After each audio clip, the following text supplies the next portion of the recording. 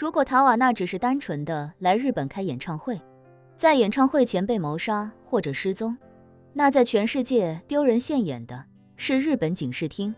但是如果塔瓦纳是从三井家族的派对上失踪的，那这个锅就得三井家族来背了。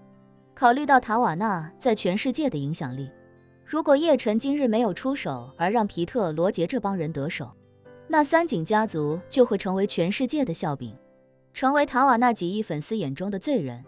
那对三井家族的声誉以及生意的影响将是无法估量的。叶晨相信这件事一定会让三井良笑，欠自己一个天大的人情。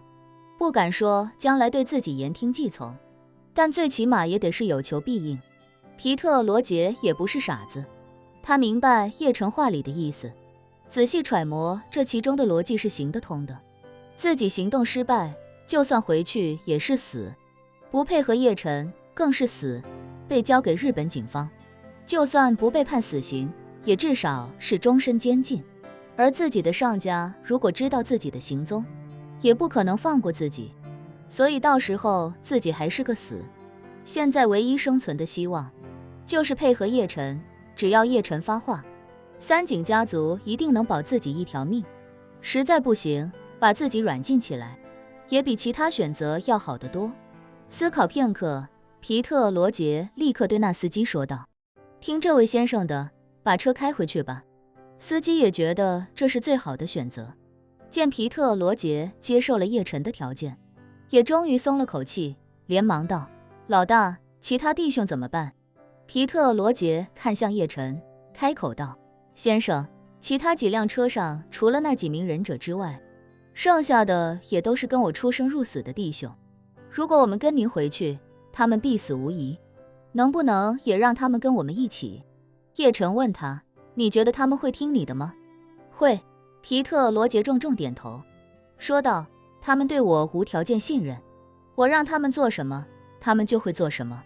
如果他们知道我们的行动已经被您破坏，就明白我是救了他们一条命。”叶晨点头道：“可以，你让他们掉头回去，我联系三井家族那边做好准备。到了地方之后，他们所有人必须缴械下车投降，任何人胆敢反抗，我会让人把他们就地击杀。”皮特·罗杰开口道：“您放心，我会跟他们说清楚的。”叶晨嗯了一声，道：“好，你跟他们沟通吧。”皮特·罗杰按下耳朵上通讯器的开关，开口道：“所有人注意，我们在前面路口掉头返回巨蛋。”通讯器中立刻传来疑问：“老大，为什么要回去啊？我们好不容易才成功把他们带出来。”皮特·罗杰淡淡道：“计划失败了。我们车里有一位高手，兄弟们都已经失去战斗力。现在是东京闹市区，就算你们一起杀过来，也不可能成功。一旦计划失败，我们会是什么下场，你们应该都很清楚，不需要我多说。现在回去是唯一活命的机会，如果你们不愿意回，现在也可以就地解散，大家各自逃命，祈祷不要被抓住。”说罢，他立刻对司机说道：“现在就掉头，不用等他们回复。”司机点点头，立刻减速掉头向巨蛋驶去。这时，塔瓦纳和崔佛惊魂未定地牵手来到车前。塔瓦纳神色复杂地看着叶晨，语气没了之前的骄傲与跋扈，而是有些唯唯诺诺地说道：“叶先生，我想给家人还有大使馆打个电话，这么严重的事情，我必须要寻求大使馆的庇护。”叶晨面无表情地说道：“不行，回去做好。”塔瓦纳忍不住问：“为什么不行？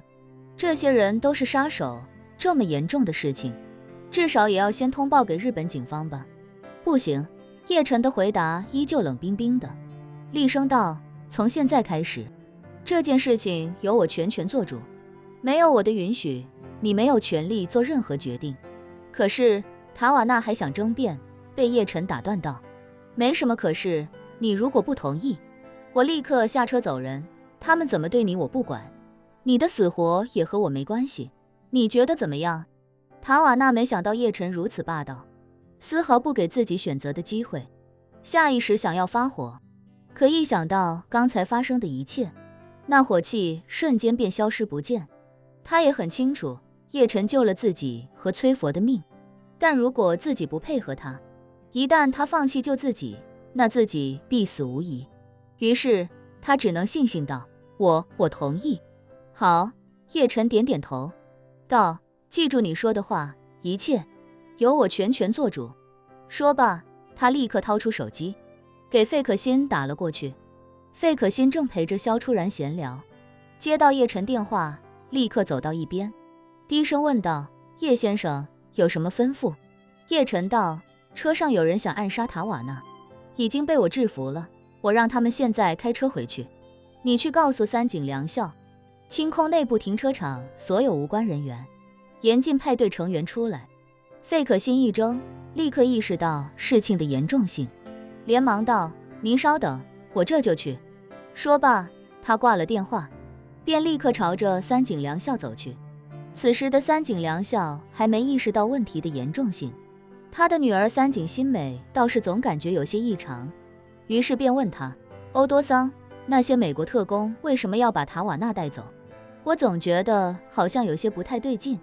三井良校微微笑道：哎呀，新美，你可能不太了解政治。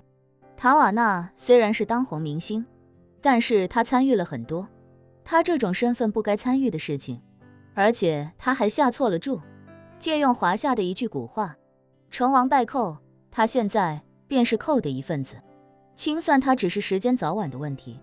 说着，三井良校又道：那个胜利者本身就对他此前的行为有诸多不满，也曾公开表示一旦胜利就会启动相关调查，再加上他就是个报仇不过夜的性格，立刻启动对塔瓦纳的调查也在意料之中。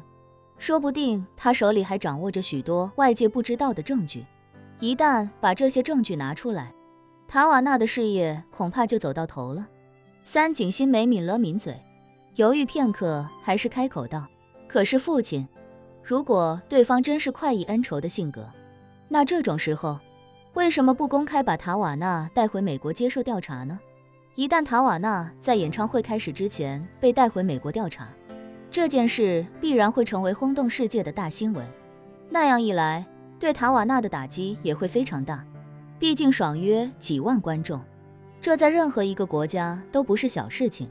这个三井良校似乎也被三井新美给问住了，但他又不觉得自己的判断有什么问题，于是便随口道：可能就是凡事留一线吧，现在私下里找塔瓦纳聊，如果塔瓦纳能弃暗投明，对他来说也是件好事。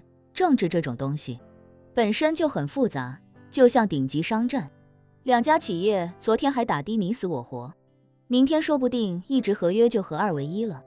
你还年轻，以后有的是机会慢慢体会。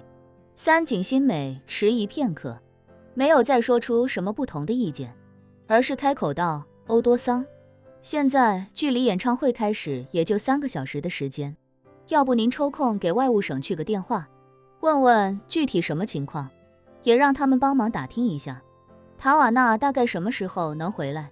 演出推迟半小时开场倒不算什么，要是推迟1小时，一些观众恐怕就要闹事了。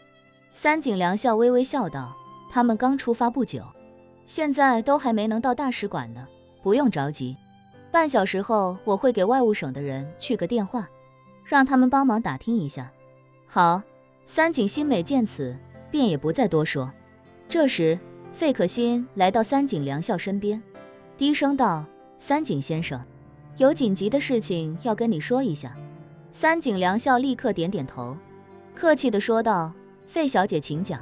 费可欣看了一眼三井新美和她的妈妈，低声道：我们还是移步到旁边聊吧。